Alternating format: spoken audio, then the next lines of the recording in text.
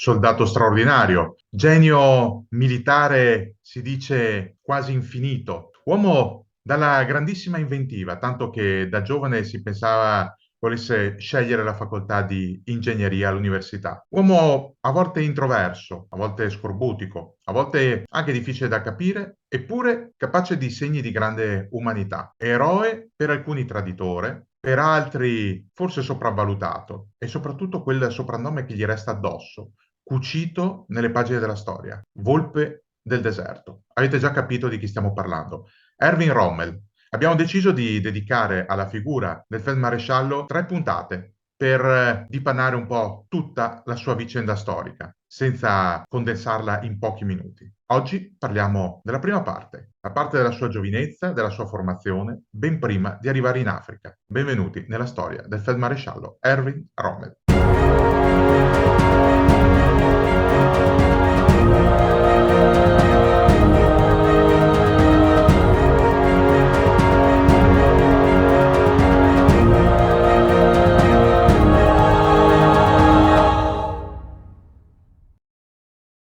La nostra storia inizia a Tripoli nel febbraio del 1941. Direte, ma come? Non avete detto che avreste fatto una storia per capitoli, iniziando dalla giovinezza? Sì, avete ragione, ma c'è un motivo se iniziamo da Tripoli, febbraio del 1941. Erwin Rommel è appena arrivato in Africa, sta osservando i preparativi di sbarco delle avanguardie della quinta divisione leggera tedesca, una delle 2 divisioni che Hitler gli ha messo a disposizione per quello che diventerà il nucleo del nascente Africa Corps. Fa preparare tutto, osserva i carri che vengono sbarcati, i materiali, i primi soldati. Si imbatte anche nei primi ufficiali italiani. Uno di questi nota sul petto del generale una decorazione in particolare, appuntata sulla divisa, la Pour le Mérite, la più alta decorazione concessa all'interno dell'esercito imperiale tedesco. E ovviamente l'ufficiale italiano chiede al generale, a Rommel, dove l'abbia ottenuta. Rommel lo guarda, sorride ed esclama: Longarone. Già perché le fortune militari di Erwin Rommel non erano iniziate in Africa e non erano iniziate nemmeno in Francia alla guida della 7ª divisione Panzer, la cosiddetta divisione fantasma. No, erano iniziate molti anni prima. Erano iniziate durante la Grande Guerra come tenente di fanteria, chiamato a comandare prima un plotone e poi una compagnia di soldati. Inizialmente sul fronte occidentale, con degli episodi anche di eroismo nella conquista di alcune casematte francesi nell'Argonne. Conquista che era costata a Rommel la prima delle sue ferite di guerra, a una gamba. Una pallottola che gli aveva colpito un polpaccio. Da quel momento Rommel aveva trascorso un piccolo periodo in un ospedale militare per ristabilirsi e poi era stato richiamato in servizio. Richiamato con, oltretutto, al suo petto già le prime decorazioni, la Croce di Ferro di prima classe. Già perché Rommel aveva denotato subito, già in quei primi mesi di guerra, una grande indole non solo o tanto al comando, quanto piuttosto all'inventiva, alla capacità di sopperire sul campo alle difficoltà, puntando sull'intelletto e sul coraggio. Grazie a quelle doti e ai successi ottenuti a Rommel, era diventato una piccola leggenda all'interno dell'esercito del Württemberg. Ricordiamo che l'esercito imperiale era un insieme di eserciti territoriali che rappresentavano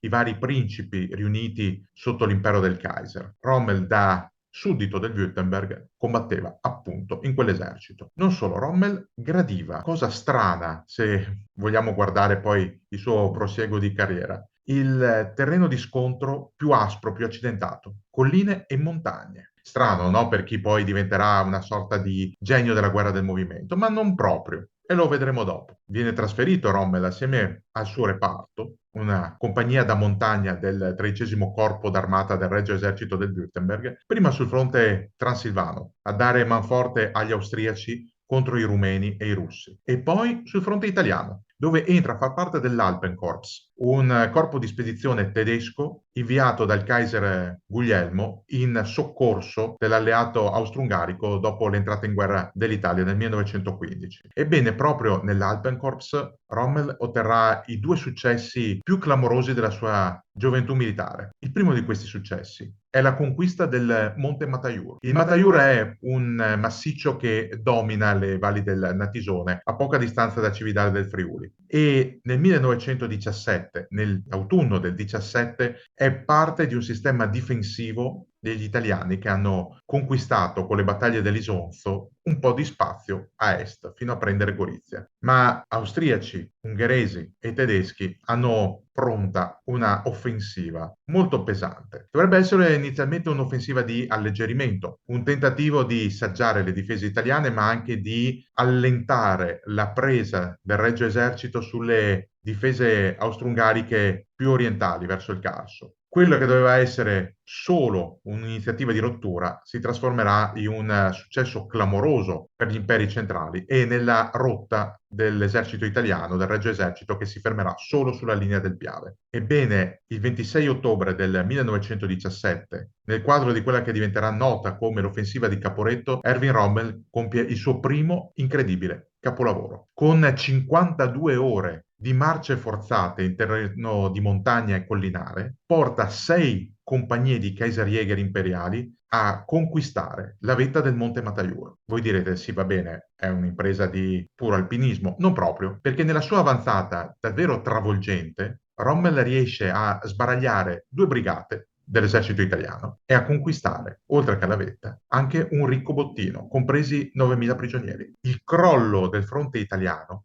prima che a Caporetto, si verifica proprio lì, sul Monte Mataiur. Avviene un collasso delle linee difensive, un collasso tale per cui intere brigate o vengono catturate o vengono distrutte o scappano verso ovest, esponendo addirittura le retrovie, a cominciare dall'artiglieria all'avanzata nemica. Gli artiglieri devono abbandonare i pezzi impossibilitati a difenderli, talvolta senza avere nemmeno il tempo di sabotarli. L'avanzata di Rommel e dei suoi è inesorabile, è qualcosa di incredibile visto con gli occhi di oggi, perché è chiaro, oggi la guerra è molto più rapida, certo, se ci sono le condizioni per praticarla, ma se non è rapida oggi, figuriamoci oltre un secolo fa, quando la motorizzazione era agli albori, quando i rifornimenti dipendevano molto dalle salmerie, dalle truppe sommeggiate e quando la stragrande maggioranza della massa dei soldati si spostava a piedi. Ebbene, solo 2 settimane dopo la conquista del Mataiur, Rommel compie un altro miracolo militare. Immaginate la distanza dal Mataiur sopra Cividale a Longarone, quel paese che diventerà tristemente noto quasi 50 anni dopo per la tragedia del Vajont, di cui tra l'altro abbiamo già parlato in un altro video. Ebbene, in 2 settimane Rommel copre la distanza e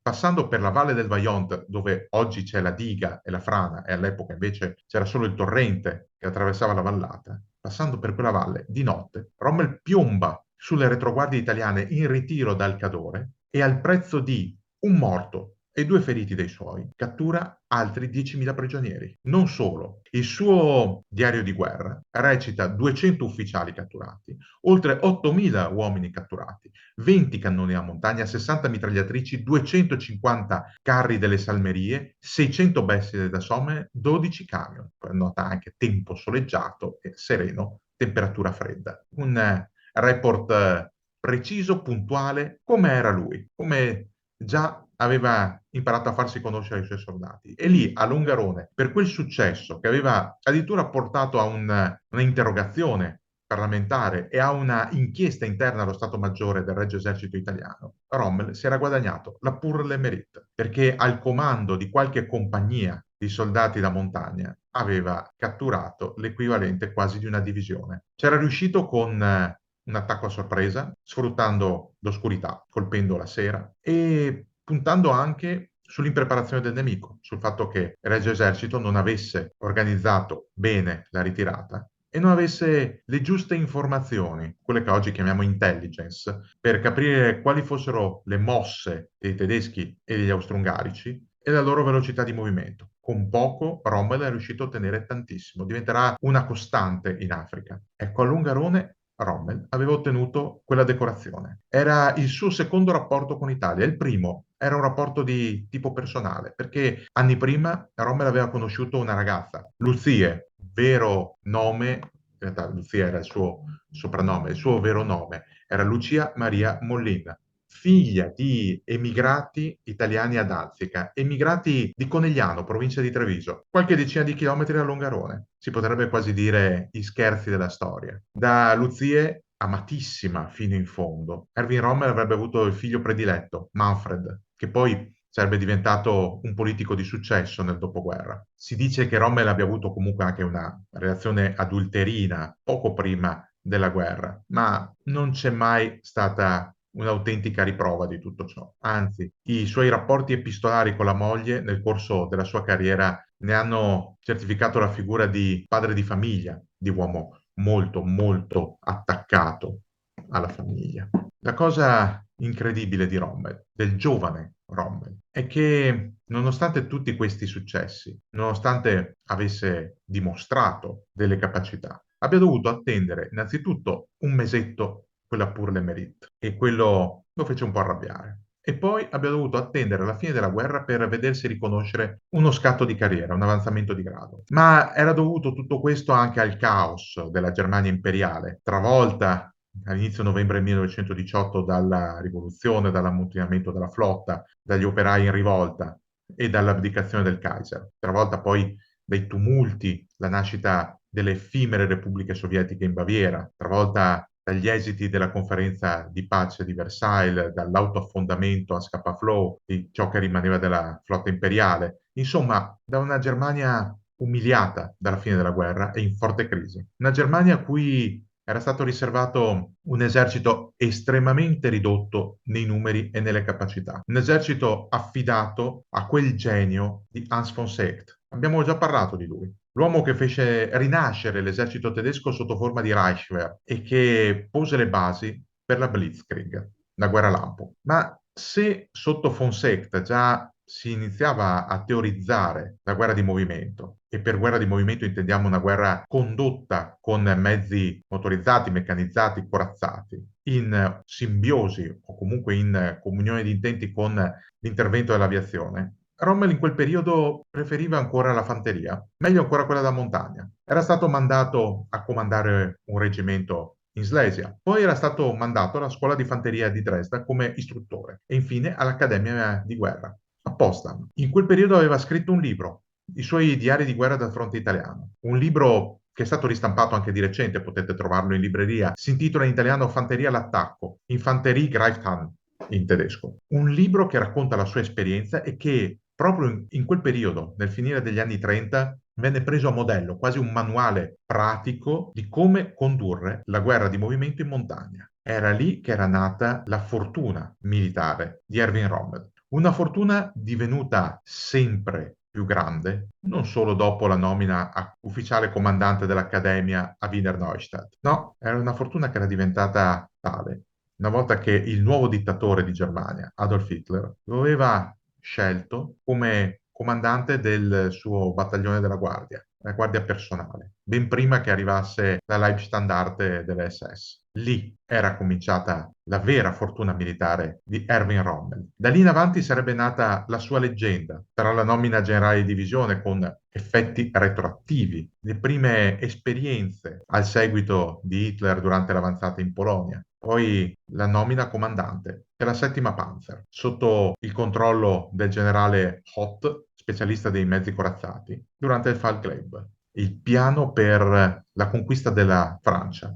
Suona quasi strano oggi che un ufficiale che aveva passato quasi tutta la sua carriera tra le truppe di montagna fosse stato spostato improvvisamente a comandare la divisione Panzer. Eppure l'esperienza maturata sul fronte italiano e poi in accademia, ma anche con le truppe da montagna della Slesia, aveva favorito in Rommel lo sviluppo di quello che verrà chiamato dal storico Fraser il demone della velocità. Dentro Rommel bruciava un fuoco di impazienza, di volontà di correre. E se quella volta era riuscito a muovere i suoi uomini tra le montagne delle prealpi friulane e non solo, con delle marce estenuanti, ebbene con l'avvento dell'arma corazzata, Rommel era diventato un personaggio, era diventato più che un personaggio, era diventato il genio delle Panzertruppe. Lo aveva dimostrato lì, in Francia, alla guida di quella settima Panzer che era diventata la parte più tagliente,